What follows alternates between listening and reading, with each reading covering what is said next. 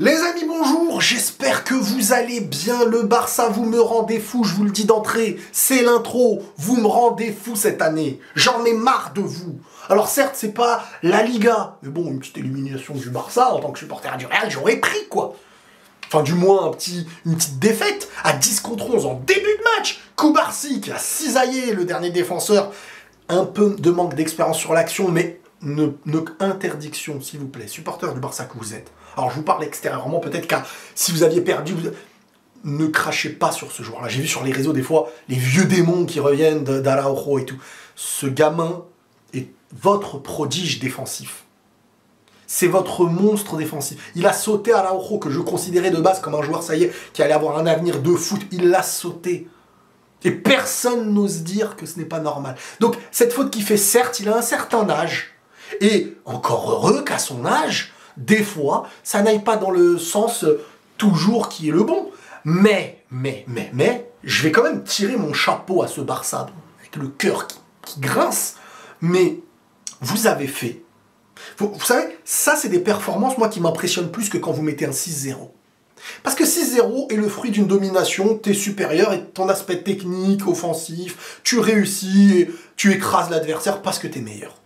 Là, j'ai vu un Barça qui était, et logiquement, parce qu'ils étaient à 10 contre 11, même si à 11 contre 11, il y a aussi des petites occasions, mais c'est Benfica, chez eux, c'est pas des matchs faciles non plus, on est d'accord. Mais, déjà, Rafinha, mais lui, on va parler de son cas juste après, parce que c'est incroyable. Mais ce qui m'impressionne, c'est que tu es dominé presque depuis le carton rouge de Cubarsí. Tu es dominé.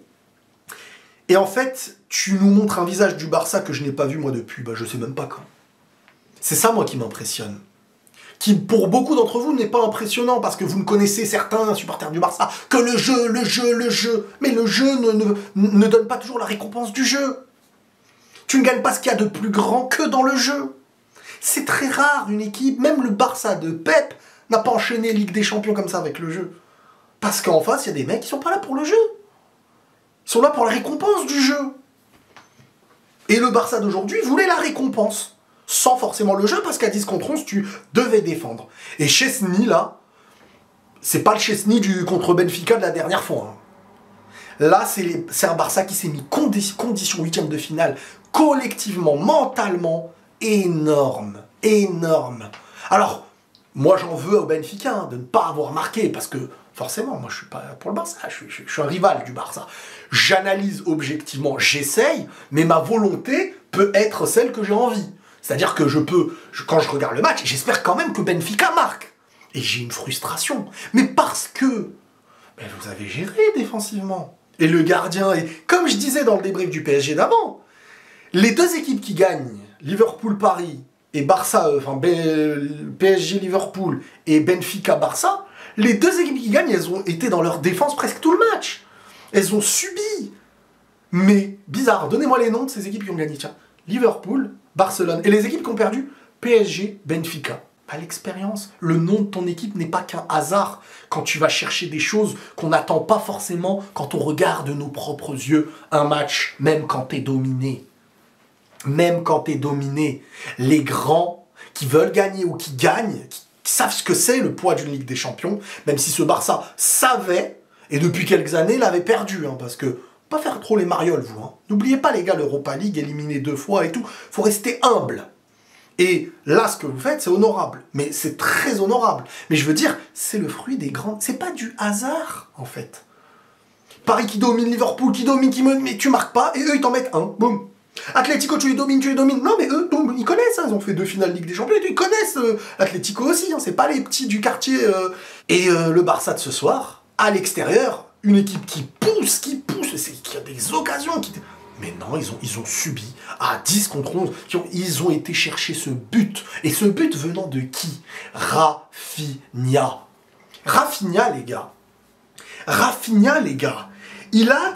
savez, à un moment donné, je parlais de Salah dans l'autre débrief en disant « Eh, Salah, il y a des matchs comme ça où t'es éteint, qui sont vus par tout le monde.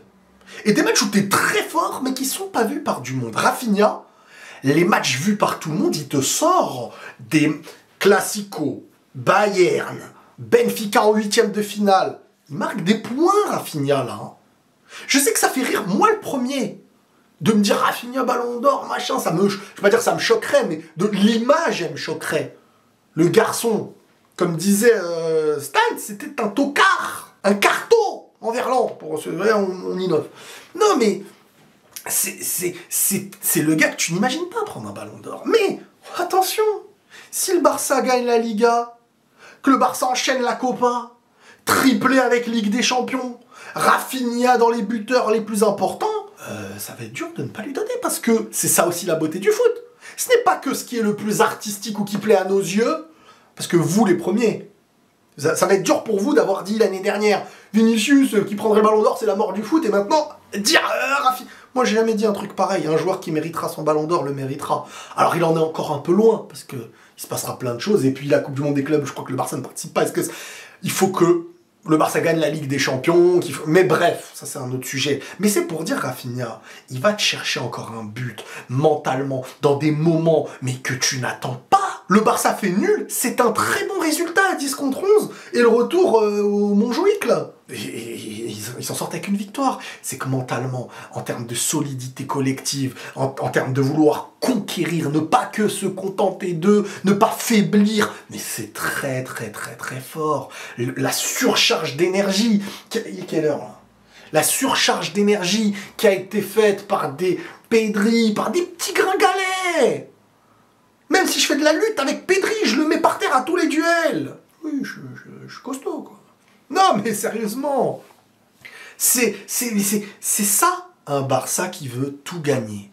Et un Barça qui peut tout gagner. Parce que le visage de Liverpool aujourd'hui, ils sont prenables. Hein. Ils sont prenables, Liverpool. Il n'y a pas d'équipe comme City, là, que pour les sortir, il te faut un Real ou rien. Un Real qui va défendre chez eux, enfin, à l'Etihad, tout le match, aller gagner au penalty en subi. Truc, mais là, il n'y a pas d'équipe comme ça. Hein. Le Barça peut prendre cette Ligue des Champions. Je vous le dis, ils ont le visage de l'équipe qui a tout pour elle. Et qui, quand elle n'a pas tout pour elle, ils arrivent à faire le dos rond qu'ils n'arrivaient pas à faire avant. Avant un match comme ça, ils sombrent. 2 buts d'écart, allez, machin. Rappelez-vous contre Manchester United de Plouk, en Europa. C'était contre qui, Francfort, ou je sais plus qui après, là. Ah, c'était pas... Ça sombrait trop vite. Et là, ils ont un visage... Non, franchement, Flick, il va avoir un trophée de meilleur coach de quelque chose, lui, je crois, en fin d'année, hein, si ça se passe comme c'est en train de se passer. Hein. Énorme. Énorme. Et avec leur stratégie d'hors-jeu qui m'énerve, qui me mettent les boules. Les stratégies d'hors-jeu, là, du Barça. Des fois, regardez, il y avait le péno, sifflet, machin. Non. Là, allez, ça recommence, les mains en l'air, là, les mains en l'air, comme ça, là. Ça recommence. J'ai jamais vu autant de bras en l'air comme ça depuis, voilà, une mauvaise époque. C'est une dinguerie, toujours. Maintenant, je célèbre même pas. Quand j'ai un but contre le Barça, je suis comme ça. Je tire la même tronche. Je dis, vas-y, perds pas de temps, montre-nous car jeu.